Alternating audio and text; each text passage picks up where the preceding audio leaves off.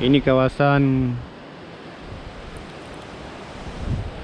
Lampanah Lengah, Aceh Besar. Di seberang sana tu ada perbatasan antara Aceh Besar dengan Kabupaten Pidi ya. Wilayah Kecamatan Laweng.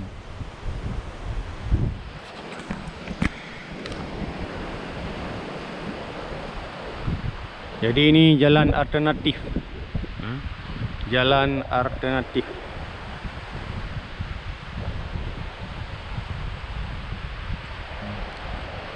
Jalan alternatif dari Sigli menuju Banda Aceh. Jalan alternatif.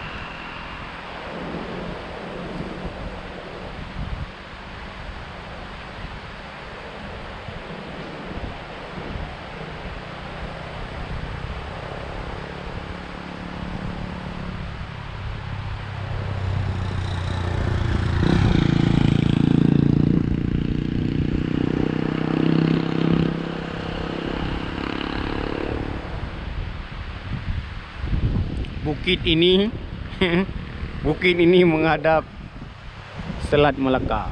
Ini dia. Bukit ini menghadap Selat Melaka. Inilah yang namanya Selat Melaka. Di sana seberang sana ada Malaya. Siapa saja yang mau ke Malaya, tak usah naik bot, kapal, feri atau pesawat, berenang aja. Melalui ini dekat. Tak sampai berapa jam sudah sampai ke Malaya, ke Malaysia. Jadi tidak menghabiskan wang buat paspor atau membayar transportasi udara laut.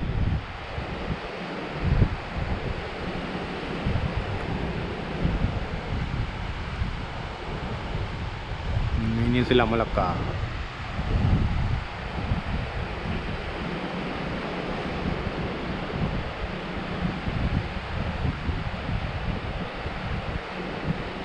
Tu ada pembalap lagi tu.